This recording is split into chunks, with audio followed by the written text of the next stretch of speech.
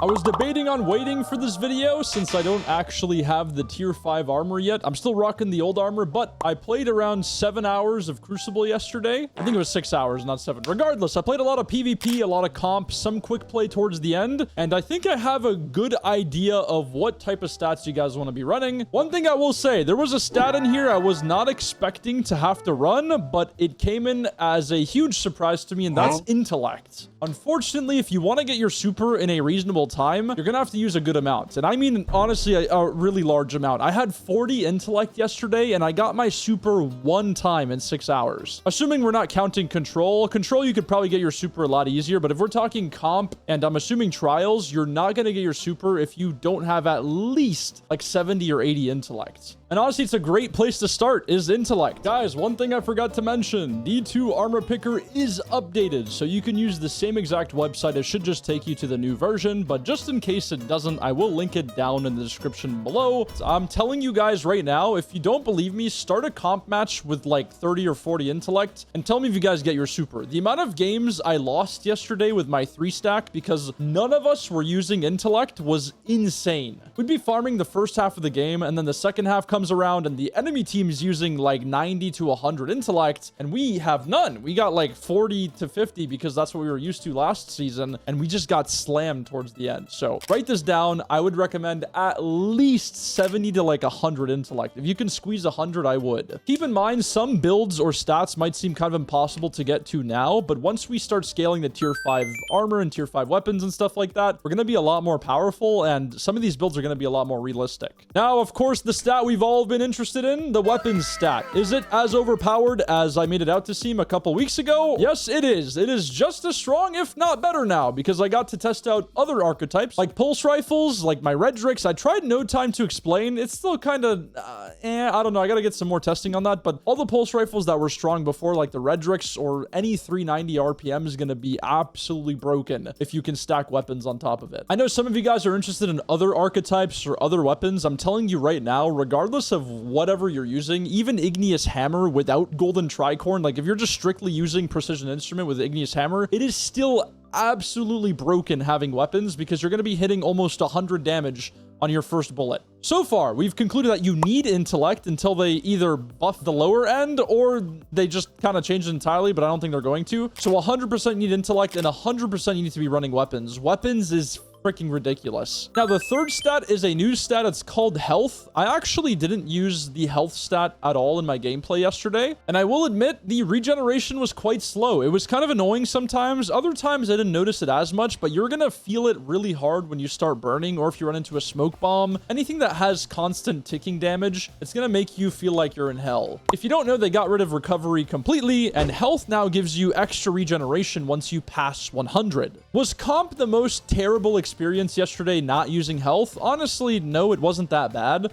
If you're playing Rumble or Control, though, this health stat is going to be much more important. But I will admit, even in comp and or trials, it's still going to be very, very important. I'm going to put a comparison on screen, how it looks like if you have no health compared to if you have max health. Look how much faster you regenerate. It's actually hilarious.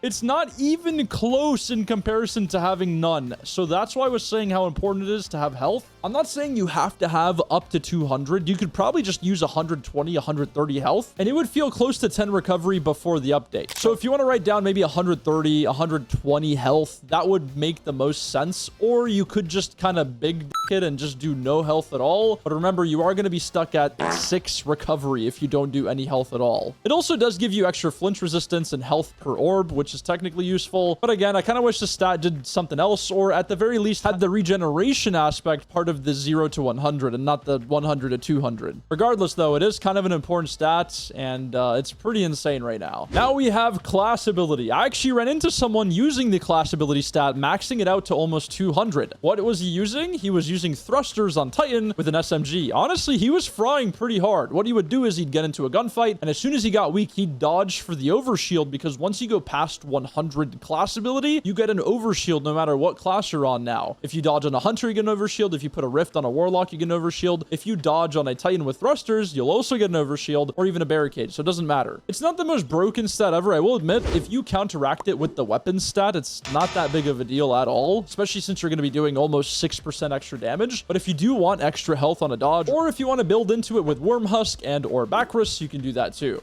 Now, even though this does give you an overshield, I don't think it's a stat you have to absolutely max out. If I had to choose between having an overshield with my class ability or constantly having extra damage on my weapons, you already know which one I'm going to pick. I'm going to pick the extra damage on the weapons. So I would run as much class ability as you would like, but don't worry about exceeding 100 because it's not that big of a deal. Also, guys, make sure you keep in mind, there's no need to have perfect stats anymore. You can have a random number like 73 intellect and it would do more than just only having 70. For example, again, 29 strength, it's essentially the same exact thing as having 30. They fixed it finally, so you don't have to worry too much about small numbers being off. Speaking of strength, would I want to go past 100 strength because it gives extra melee damage? Maybe if you're using smoke bombs and stuff like that. I don't think it's going to be that useful on Hunter. I could be wrong. Maybe you're going into a very specific melee build, but if you're playing a normal build, hand cannon, shoddy, smoke bombs, I don't think you need to go past 100 because I don't think you're going to notice it that much in comparison to having extra health regeneration or extra weapon damage. And remember, you can't max out every stat. You got to pick and choose what's more valuable to you. And honestly, in terms of the top 3 stats right now, again, it'd have to be weapons, intellect, and health. And then we have discipline as well. Discipline and strength kind of just do the same thing as they did before. But now if you go above 100, your grenade's going to do more damage and your melee is going to do more damage.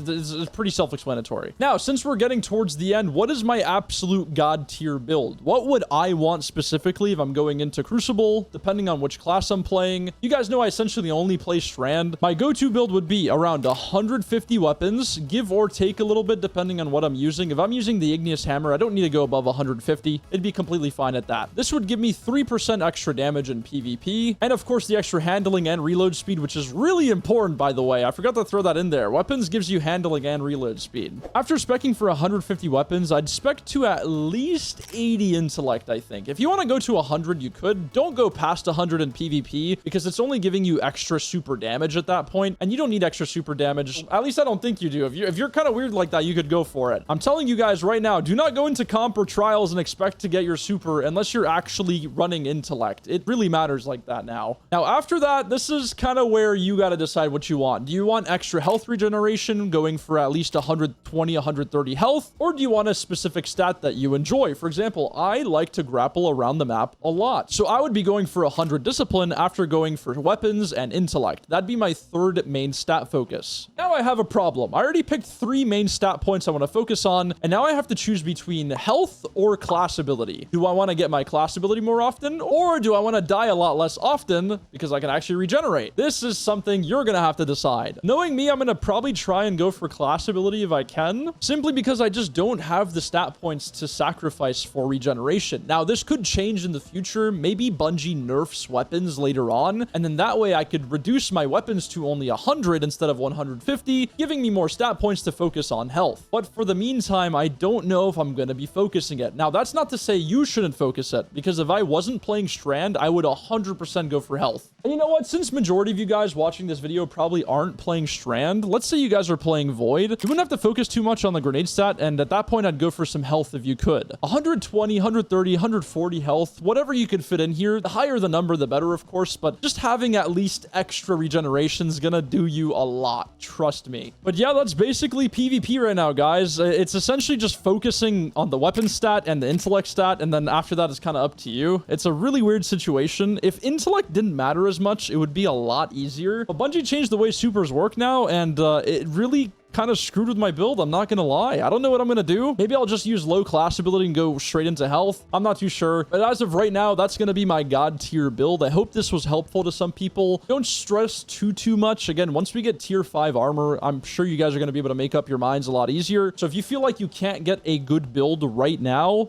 it's normal, okay? I can't either. Look at my damn stats, for God's sake. I mean, nothing makes sense on screen right now. Anyways, though, I hope you guys enjoyed the video. I hope this was helpful, and I'll see you guys in the next one.